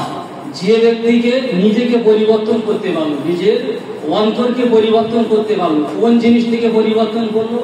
নিজের অন্তরে। আপনি 30 বছরের হায়াত পেয়েছেন, 40 বছরের হায়াত পেয়েছেন, 60 বছরের হায়াত নিয়ে দুনিয়ার জমিনে অনেক অন্যায় করেছেন, অনেক পাপ করেছেন, খারাপ কাজ করেছেন। আর এই দিনের পর দিন পাপ করতে করতে আপনার অন্তরে একটা একটা করে কালি পড়তে পড়তে আজকে আপনার অন্তরটা কালিময় হয়ে গেছে, কালো পাথরের ন্যায় শক্ত হয়ে গেছে। ওই অন্তরটাকে সাফ করতে পারবে, চেঞ্জ করতে পারবে, মহান রব্বুল আলামিন আল্লাহ পাক বলেন উনি প্রকৃত অর্থে সফলতা পেয়ে গেল। অকাল খাবা মান্দা সাহা, আর যে এই পথ অবলম্বন করলো না ওই ব্যক্তিটা ধ্বংস হয়ে গেল, বরবাদ হয়ে গেল। ওই ব্যক্তিটা ধ্বংস বরবাদ হয়ে গেল। দুনিয়ার জমিনে অধিকাংশ মানুষ সফলতা চায়, আর এই সফলতা কামিয়াবি পাওয়ার জন্য দিনের পর দিন, রাতের পর রাত, মাসের পর মাস, বছরের পর বছর মেহনত করে যায়। দুপুরে খাবার করে দুপুরে খায় না, রাতের বেলা খায়, রাতে খাবার করে সকালে খায়, মেহনত করে শুধুমাত্র কামিয়াবি পাওয়া যায়। কিন্তু প্রকৃত অর্থে কামিয়াবি কিসের মধ্যে আছে মানুষ জানে না। মানুষ মনে করে কামিয়াবি মানে 5 তলা বিল্ডিং হবে, অ্যাসেট হবে, প্রপার্টি হবে, দুনিয়ার মানুষ আমাকে সম্মান দেবে। এটা কি মানুষ প্রকৃত অর্থে কামিয়াবি মনে করে? না না, এটা একটা রং কনসেপ্ট। প্রকৃত অর্থে কামিয়াবি হলো পরকালের কামিয়াবি, আখিরাতের কামিয়াবি। ওই দিন যদি আপনি খারাপ হয়ে যায়, হুজুর বলছিলেন কালবে সালিমের কথা, এই আলোচনা আপনাদের শোনা আছে।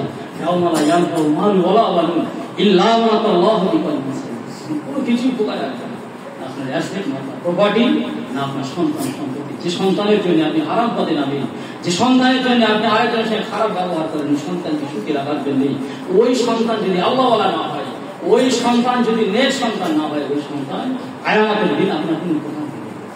যে অর্থ যে আছে আল্লাহ এবং আল্লাহ রাসূলের খুশি রাজি ব্যতীত আপনি অর্জন করবেন, ব্যয় করবেন, ওই সন্তান আপনার কোনো উপকার দেবে। তবে কঠিন দিন, কঠিন সময়ে যদি কোনো ব্যক্তি, যদি কোনো মানুষের, যদি কোনো বান্দা, কোনো বান্দির কলবে সালিম থাকে, আল্লাহ পাক ওই ব্যক্তি ওই কলবে সালিমের ওসিলা করে তার অনেক উপকার দিতে পারে, অনেক উপকার দিতে পারে। তো সেই শিক্ষা এই জায়গাটায় দেওয়া। আপনারা যারা আছে এই জায়গা আছে, অনেক আউলিয়া কেরামদের বিরুদ্ধে অনেক কথা বলেন যে ওলি আল্লাহ মানা যাবে না। বায়াতের যে কথা বলছিলেন, বায়াতের কথা তো আমরা বলি না, তো আল্লাহ পাক কোরআন পাকের মধ্যে জানিয়ে দিয়েছে ইন্নাল্লাযীনা ইউবাইয়ুনাকা ইন্নামা ইউবাইয়ুনাল্লাহা ইয়াদুল্লাহি ফাওকা আইদিহিম। মহান রব্বুল আলামিন আল্লাহ পাক নবী মুহাম্মদ রাসূলুল্লাহ সাল্লাল্লাহু আলাইহি ওয়াসাল্লামকে বলছেন, হে নবী, যারা আপনার কাছে যারা বায়াত নেন, তারা যেন আপনার কাছে বায়াত নেয়নি। ইয়াদুল্লাহি ফাওকা আইদিহিম, তারা আমি আল্লাহ আমার যে কুদরতি হাত আছে, ওই কুদরতি হাতের সঙ্গে তাদের হাত চালিয়ে তারা বায়াত নিয়েছে। বায়াত যারা নেয়, আজকে দুনিয়ার মানুষ যে কথা বললেন যে কোনো ব্যক্তি যে কোনো দল করুক, যে কোনো কাজ করুক, তার বিরুদ্ধে লাগে না। যখন একজন ব্যক্তি বায়াত হয় তার পিছনে লেগে যায়। কেন লাগে? বায়াতের মধ্যে ঈমান রয়েছে। ঈমানটাকে ধ্বংস করতে গেলে দুনিয়ার জমিনে সব থেকে ভ্যালুয়েবল জিনিস, সব থেকে মূল্যবান জিনিস হলো ঈমান। একজনের মধ্যে আপনার আমার মধ্যে যদি ঈমান না থাকে, আমাদের কোনো মূল্য নাই, আমাদের কোনো মূল্য নাই। তাই মানুষ যখন বায়াতের এই জায়গায় হাক্কানি মুর্শিদের কাছে যখন আসে, তার পিছনে লেগে যায়। মূল উদ্দেশ্য হলো ঈমানকে শেষ করে দেওয়া। ঈমান শেষ হয়ে গেলে সব শেষ হয়ে যাবে। কথা বোঝাতে পারছি আপনাদের? এই জন্য মানুষ দেখবেন গান বাজনা বা খারাপ যা কিছু করছে, বেশরিয়াতি কাজ করছে, কারো পিছনে লাগে না। একটা মানুষ যখন হাক্কানি জায়গায় বায়াত হচ্ছে, পিছনে লেগে যাচ্ছে। কেন লাগছে? তাদের সম্পর্কে তাদের ভালো জানা নাই যে বায়াত যখন হয়, কোনো বান্দা হাক্কানি মসজিদের দরবারে বায়াত হয়, তার বায়াতের ব্যাপারে আল্লাহ পর্যন্ত খুশি রাজি হয়ে যায়। আপনি তো দুনিয়ার সামান্য একটা বান্দা, আপনার মূল্য আল্লাহ আল্লাহ রাসূলের কাছে কিছুই নয়। স্বয়ং আল্লাহ রাজি হয়ে যায়। লাকাদ রাজিয়াল্লাহু আনিল মুমিনিনা ইয ইউবাইয়ুনাকা তাহতাশ শাজারা। লাকাদ রাজিয়াল্লাহু, আল্লাহ পাক রাজি হয়ে যান। কাদের উপরে রাজি হন? আনিল মুমিনিনা, মুমিনদের উপরে রাজি হন। কখন রাজি হন? ইয ইউবাইয়ুনাকা, ইয ইউবাইয়ুনাকা কা মানে তোমার, যখন তারা হে নবী মুহাম্মদ রাসূলুল্লাহ সাল্লাল্লাহু আলাইহি ওয়াসাল্লাম আপনার কাছে যখন তারা বায়াত হয়। কোথায় বায়াত হয়? তাহতাশ শাজারা, গাছের নিচে যখন তারা বায়াত নেয়, মহান রব্বুল আলামিন আল্লাহ পাক ওই সমস্ত বান্দাদের উপরে খুশি রাজি হয়ে যান। আপনি অখুশি হন, কারণ এই সম্পর্কে আপনার ধারণা নাই, সম্পর্কে আপনার ধারণা নয়। আমরা আউলিয়া কিরামদের বিরুদ্ধে কথা বলি না।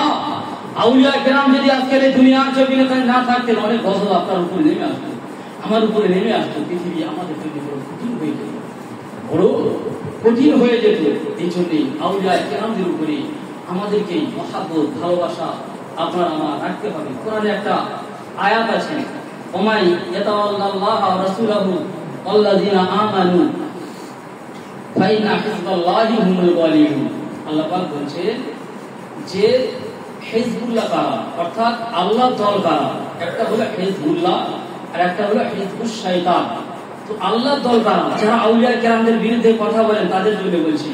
আল্লাহ পাক বলছেন যারা আল্লাহ পাকের ইতাআত করে, হুকুমকে মেনে নেয়, ওয়া রাসূলহু এবং তার রাসূল সাল্লাল্লাহু আলাইহি ওয়াসাল্লামের হুকুমকে যারা মানে ইতাআত করে, আল্লাযিনা আমানু এবং ঈমানদার যারা, মুমিন যারা, এই মুমিনদের হুকুম যারা মানে, ফা ইন্না হিজবাল্লাহ, তারাই হলেন হিজবুল্লাহ অর্থাৎ আল্লাহর দল, হুমুল গালিবুন এবং তারাই হলেন বিজয়ী। এখন ঈমানদার, এই যে ঈমানদার এরা হলেন কারা? এরা হলেন আল্লাহর ওলি। কিভাবে আমি বললাম আল্লাহর ওলি?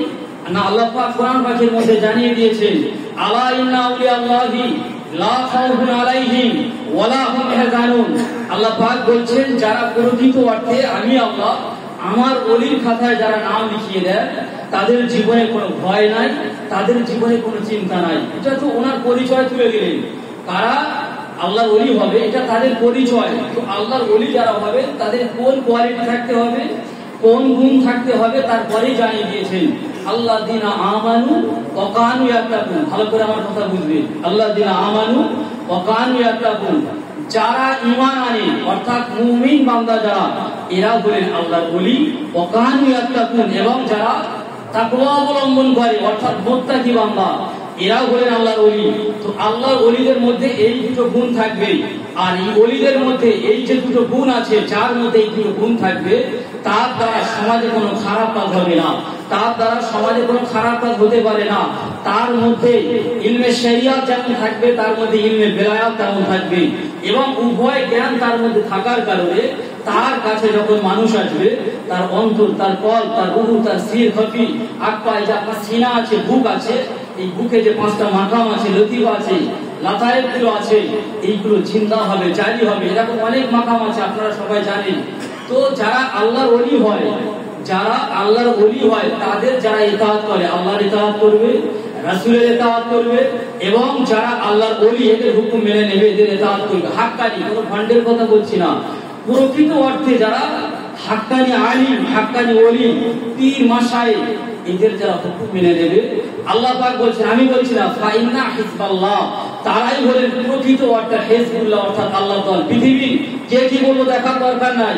হুজুর একটু আগে বললেন যে আমরা আমাদের কাছে যখন তরিকার ব্যাপারে কথা বলা হয়, এই কথা বলার কারণে আমরা অনেক সময় দুর্বল হয়ে যাই। কেন হবেন? কেন আপনি হবেন দুর্বল? অনেক ব্যক্তি আছেন মুর্শিদের নাম গোপন করেন, আমি অমুক জায়গায় বায়াত আছি, এই নামটা পর্যন্ত অনেকে গোপন করেন। কেন গোপন করেন? না, সোসাইটি আমাকে কি বলবে, দুনিয়া আমাকে কি বলবে। না, আপনার মুর্শিদের সঙ্গে আপনার ঈমানের সম্পর্ক আছে। আর ঈমান বড় দামি জিনিস, ঈমান বড় দামি জিনিস। মুর্শিদকে কখনোই গোপন করবে না। পৃথিবীর কে কি বললো দেখার দরকার নাই, পৃথিবীর কে কি বললো দেখার দরকার নাই। একটা কথা বলে আমি আমার কথা শেষ করে দেব। রাসূলুল্লাহ সাল্লাল্লাহু আলাইহি ওয়াসাল্লামের যে সমস্ত খলিফা ছিলেন, তার মধ্যে একজন উল্লেখযোগ্য খলিফা হলেন হযরত ওমর ফারুক রাদিয়াল্লাহু তাআলা আনহু। তো উনি ঈদের নামাজের জন্য খুতবা দিতে যাবেন, সংক্ষেপ করে বলছি, লম্বা সময় নেব না। বার হবে ঈদের খুতবা দিতে যাবেন। ঈদের দিন মানে খুশির দিন, আমরা কত নতুন নতুন জামা ব্যবহার করি, জুতো ব্যবহার করি। তো উনি ওনার বিবিকে বললেন, জামা জুতোটা বার করে দাও। তো ওনার বিবি বললেন যে হুজুর, আপনি জুতোটা পরে যাবেন, এই যে জুতো, এই জুতো বারবার ছিঁড়ে গেছে, আর বারবার সেলাই করা হয়েছে, আবার ছিঁড়ে গেছে, আবার সেলাই করা হয়েছে, এভাবে ছিঁড়ে গেছে, সেলাই করতে করতে আবার ছিঁড়ে গেছে, আবার সেলাই করতে করতে জুতোটার এমন পরিস্থিতি যে আর সেলাই করার মতো পরিস্থিতি নাই। একজন গভর্নর, একজন প্রেসিডেন্ট, কথাগুলো শুনতে অনেক সহজ লাগে, কিন্তু বাস্তব অনেক কঠিন, বাস্তবটা অনেক কঠিন। এই জুতো আপনাকে কেমন করে দেবো? হযরত ওমর ফারুক রাদিয়াল্লাহু তাআলা আনহু একটা কথা বলেছিলেন, আপনারা যে বলেন না যে লোকে কি বলবে, সমাজ কি বলবে, এই জন্য আপনাদের বলছি। ওই দিন হযরত ওমর ফারুক রাদিয়াল্লাহু তাআলা বিবিকে বলেছিলেন, আমি তোমার স্বামী, যদি কোনো দিনের জন্য, কোনো সময়ের জন্য, কোনো মুহূর্তের জন্য আমি ওমর যদি আমার অন্তরে এই ধারণা পোষণ করতাম যে সোসাইটি আমাকে কি বলবে, লোকে আমাকে কি বলবে, সমাজ আমাকে কি বলবে, কোনোদিন আমি কোনোদিন ওমর হতে পারতাম না। কোনোদিন আমি ওমর হতে পারতাম না যে লোকে আমাকে কি বলবে। আমি ওমর, আমার একটাই লক্ষ্য, আমার একটাই চাহিদা, আমার একটাই মাকসাদ, আল্লাহ কি বলবে, আবার রাসূল কি বলবে। এই বিবি শুনে রেখে দাও, পৃথিবীর জমিনে তাম মানুষ যদি আমি ওমর আমার পক্ষে আসে, আল্লাহ এবং আল্লাহ রাসূল যদি আমার বিপক্ষে চলে যায়, আমি ওমর আমার কোনো মূল্য থাকবে না, আমি ওমর আমার কোনো মূল্য থাকবে না। এই জন্য পৃথিবীর মানুষের কি বলে আমার দেখার দরকার নাই। আল্লাহ কি বলেছেন, রাসূল কি বলেছেন। আল্লাহ যদি আমার উপরে খুশি থাকে, রাসূল যদি আমার উপরে খুশি থাকে, ওই খুশি থেকে পৃথিবীর দ্বিতীয় কোনো খুশি আমি ওমর আমি চাই না। এই জন্যই দুনিয়ার জমিনে কি বলে দেখার দরকার নেই। মসজিদ পেয়েছেন, হক মসজিদ পেয়েছেন, একদম ইমানের সাথে মজবুতির সাথে ভুলে যান। খাওয়া কেন কখন করবে, কি করবে? নিয়ে এসেছে চলে যাবে, এমনিও যেতে হবে তেমনিও চলে যেতে হবে, থাকতে পারবে না, কখন কেন করবে?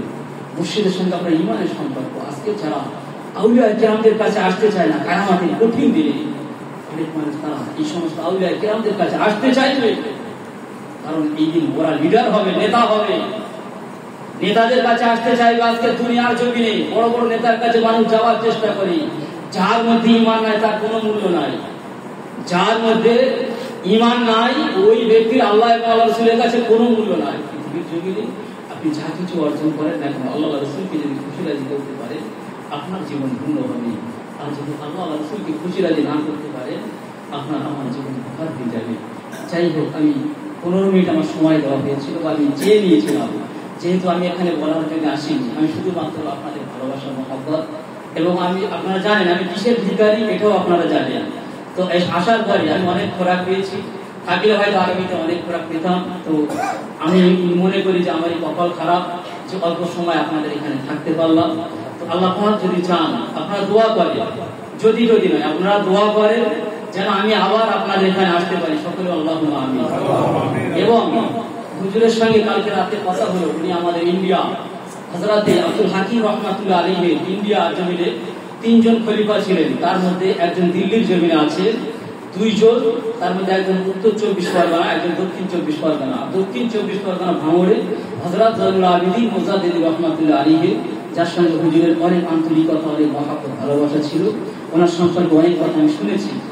তো সেই দরবারে হুজুরের যাওয়া নিয়ত রেখেছি, এবং সাথে সাথে একদম আমার যেখানে খানকা শরীফ এবং জয়নুল আবেদিন রাহমাতুল্লাহ আলাইহি যে খানকা শরীফ, ওখান থেকে আপনার 25 থেকে 30 কিলোমিটার দূরে আমাদের দাদা হুজুরের যিনি আব্বা হযরতে আমিনুদ্দিন হাসনাবাদী রাহমাতুল্লাহ আলাইহি তানার মাজার মোবারক ওখানে আছে। আমরা সকলে মিলে দোয়া করব। আল্লাহ পাক দোয়াকে এমন একটা জিনিস বানিয়েছেন না, আপনি এখান থেকে রাস্তায় বার হবে অনেক জিনিস কিন্তু আপনার কাছে যাবে না। আমি বোঝানোর উদ্দেশ্যে বলছি, মনে করেন আপনি আপনার পকেটে মেডিসিন রেখেছেন, ঔষধ রেখেছেন, এই ঔষধ নিয়ে আপনি রাস্তা দিয়ে গেলে ঔষধ থাকার কারণে যে আল্লাহ পাক আপনার অ্যাক্সিডেন্ট থেকে বাঁচিয়ে দেবে এর কিন্তু গ্যারান্টি দিতে পারে না, পারবেন? কিন্তু আপনি যদি আপনার আব্বা, আপনি যদি আপনার মায়ের, আপনি যদি আপনার মসজিদের দোয়াটা দিয়ে আপনি রাস্তা দিয়ে চলেন, ওই দোয়া কিন্তু আপনার সাথে সাথে যায়। কথা মানে আমি আপনাদের বোঝাতে পারছি না। ওই দোয়া অনেক সময় আপনার নসিবে অ্যাক্সিডেন্ট ছিল, কিন্তু আপনার মসজিদের দোয়ার ওসিলা করে আল্লাহ পাক আপনার অ্যাক্সিডেন্ট থেকে বাঁচিয়ে দেয়। আমরা বুঝি না, কারণ আমাদের তো জ্ঞান কম, ইলম কম, এই জন্য আমরা বুঝি না, আমাদের মধ্যে ফিকির কাজ। এই জন্য মসজিদের দোয়া নিয়ে আমি আসার আগে আমার জন্মদিনী মা হায়াতে আছেন, ওনার থেকে দোয়া এসেছি, এবং জয়নুল আবেদিন মুজাদ্দিদ রাহমাতুল্লাহ আলাইহি ওনার যিনি স্ত্রী 2 চোখে অন্ধ হয়ে গেছেন, দেখতে পায় না, ওনার থেকেও আমি দোয়া নিয়ে এসেছি, হুজুরের থেকেও দোয়া নিয়েছি, আবার দোয়া নিয়ে আমি এখান থেকে বিদায় নেব। এবং আমি এখানে আসার পরে আমার ঢাকার বিভিন্ন জায়গা থেকে দাওয়াত করার কারণে আমি গেলে হয়তো সেখানে দুনিয়াবি দিক দিয়ে আমাকে অনেক ভালো ভালো খাওয়া করা দিত, কিন্তু আমি এখানে আসার পরে হুজুরের ছেলে, কি নামটা আমি সঠিক, খাজা না কি নাম বলবে, ওনার থেকে আমি জানলাম যে রাতের খাবারটা আমরা আম্মাজান বানিয়েছে। পৃথিবীর জমিনে এই যে খাবার, এই খাবারে পৃথিবীর লক্ষ কোটি টাকা দিলেও এই খাবার জীবনে খাওয়া যাবে না। তো সেই খানা আল্লাহ পাক আমার মায়ের দোয়ার ওসিলা করে, আমার দাদি আম্মা জয়নুল আবেদিন রাহমাতুল্লাহ আলাইহির বিবি আমার দোয়ার ওসিলা করে আল্লাহ পাক এবং আপনাদের দোয়ার ওসিলা গ্রহণ করেছেন। এবং আমি আম্মাজান যিনি রান্না করেছেন, কিভাবে আমি শুকর আদায় করে জানি না, তবে এতটুকু বলবো আল্লাহ পাক যেন আমাদের সকলকে দ্বীনের জন্য, ইসলামের জন্য উত্তম যাজা দান করেন। সকলে যাই হোক, এতটুকু কথা বললাম, আমি একটু পরে আপনাদের থেকে বিদায় নেব। আপনারা সকলে আমার জন্য দোয়া রাখবেন। আল্লাহ পাক কোনো দিন কোনো সময়ের জন্য যেন আমাকে হক থেকে যেন দূরে সরিয়ে না দেয়, কারণ আমরা তো দুনিয়াদার মানুষ, অনেক সময় নফসের খাইশিয়াতে করে দুনিয়ার লোভে করে হয়তো ভুল আমাদের হয়ে যেতে পারে, কিন্তু দোয়া করলে আল্লাহ পাক হয়তো সেই পথ থেকে আমাদের বাঁচাতে পারে।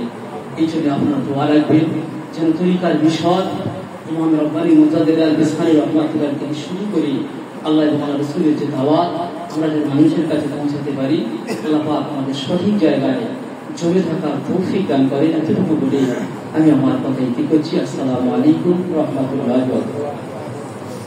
আলহামদুলিল্লাহ, আমরা সবাই বলি আলহামদুলিল্লাহ। তো ভাই, আগামী 16 তারিখের মাহফিলে আমরা কারা কারা যেতে প্রস্তুত আছি? আবার ওই যে ওই দিকের মানুষ ভাইরা হাত তুলেন না, যে 2500 থেকে আসছে, ওরাই আবার হাত তুলতেছে। আমরা ঢাকা থেকে যাবো কারা কারা?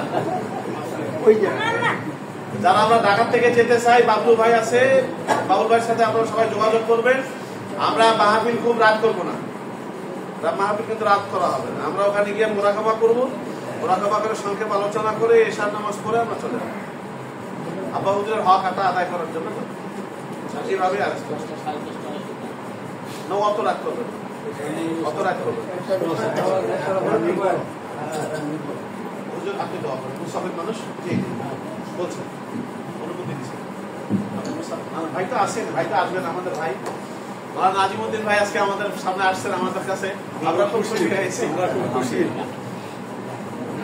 মুসাফিরের দোয়া কবুল হয়, এই কারণে আমরা মুসাফিরকে দিচ্ছি দোয়া করার জন্য।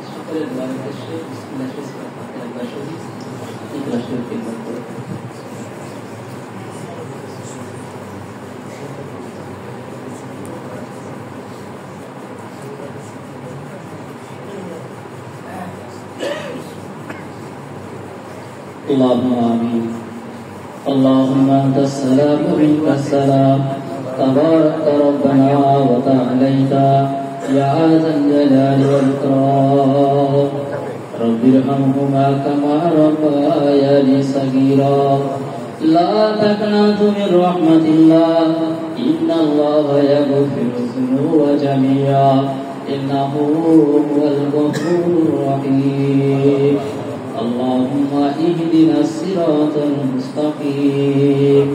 لا إله إلا أنت سبحانك إني كنت من الظالمين. رب العالمين আল্লাহ আমরা গুনাহগার সিয়াকার প্রতিভা বিশ্ববান্দা জীবনে অনেক অন্যায় করেছি, পাপ করেছি, গুনাহ করেছি। আল্লাহ আল্লাহ গুনার বোঝা মাথায় নিয়ে আপনার শাহী দরবারে খালি দোকানে হাত উত্তোলন করেছি। আল্লাহ আপনি যদি আমাদের আমলের দিকে তাকান, আমরা সকলেই ধরা পড়ে যাব। আল্লাহ আল্লাহ তাই আপনার দয়া, আপনার রহমত, আপনার করুণা দিয়ে আমাদের সকলের জীবনের তামাম গুনাহ খাতাগুলোকে মাফ করে দিন। আল্লাহ তাই মাকতুবা শরীফ মাহফিল হয়েছে। আল্লাহ সূরা ফাতিহা শরীফ, ইখলাস শরীফ, দুরূদ শরীফ পাঠ করেছি। আল্লাহ আল্লাহ সমস্ত ভুল ত্রুটি ক্ষমা করে দিয়ে যদি কিছু সওয়াব এনায়েত করে থাকেন, এই সওয়াব যেন হুজুর মুহাম্মদ রাসূলুল্লাহ সাল্লাল্লাহু আলাইহি ওয়াসাল্লামের রূহ পাকে সওয়াব খানা পৌঁছে দিন। तमाम नबी रसूलদের রূহ পাকে সওয়াব খানা পৌঁছে দিন। तमाम সাহাবীদের রূহ পাকে সওয়াব খানা পৌঁছে দিন। আল্লাহ ইমামদের রূহ পাকে সওয়াব খানা পৌঁছে দিন। হযরত বড় বিরাম কাদির জিলানী আল-বাগদাদি রাহমাতুল্লাহ আলাইহি রূহ পাকে সওয়াব খানা পৌঁছে দিন। हज़रत ख्वाजा मोइनुद्दीन चिश्ती रहमतुल्लाह अलैहि रूह के सवाब खाना पहुंचे दिन। बहाउद्दीन नक्शबंद वकीलुल्लाह बुखारी, इमाम रब्बानी मुजाद्दिद अल-फिसारी, हज़रत शाइख नसरुल्लाह रहमतुल्लाह अलैहि अरवाह के सवाब खाना पहुंचे दिन।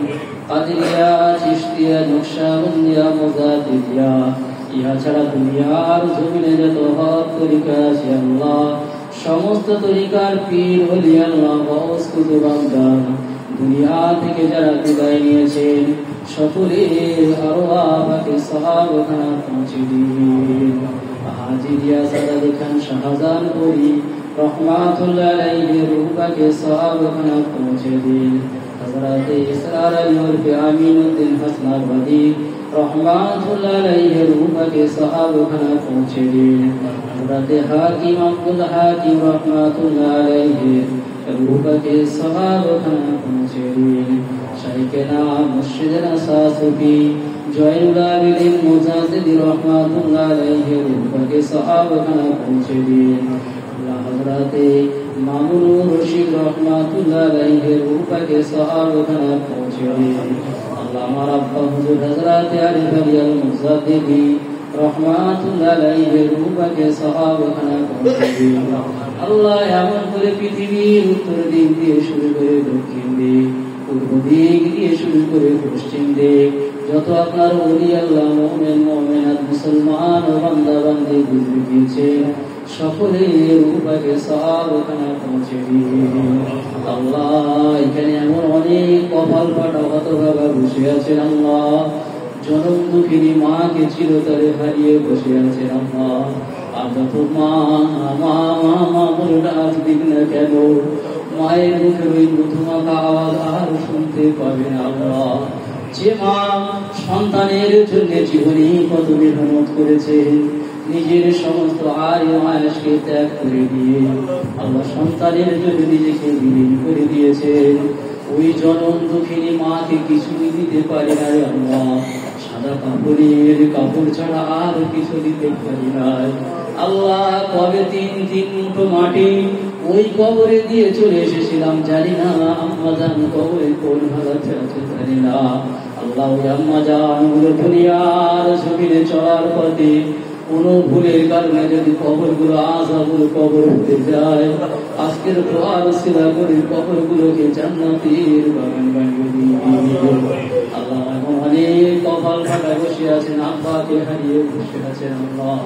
আল্লাহ যে বাপ সারা জীবন সব কিছু সন্তানের জন্য বিলীন করে দিয়েছে, আজ সন্তান 5 তলা বিল্ডিং বানালেন, গাড়ি করলেন, অনেক টাকার মালিক হলেন, কিন্তু আব্বা দুনিয়ার জমিনে আল্লাহ ওই বাপকে কিছুই দিতে পারে নাই, গহীন কবরের বাসিন্দা বানালাম আল্লাহ। যদি দুনিয়ার জমিনে কোনো অন্যায়ের কারণে ধরা পড়ে যায় আল্লাহ, আজকের দোয়ার সিদা করে কবরগুলোকে জান্নাতুল মুফসিদের বানিয়ে দিন। এখন করে অনেকের স্বামী, অনেকের বিবি, অনেকের সন্তান, অনেকের ভাই, অনেকের বোন, এমন করে আমরা কাউকে না কাউকে হারিয়ে বসে আছি আল্লাহ। আল্লাহ তারা আর জীবনে কোনোদিন এমন ভাবি একত্রিত হয়ে আপনার কাছে মাগফিরাতে দোয়া চাইতে পারবে না, আর সিজদা দেওয়ার নসিব দুনিয়ার জমিনে তাদের হবে না আল্লাহ।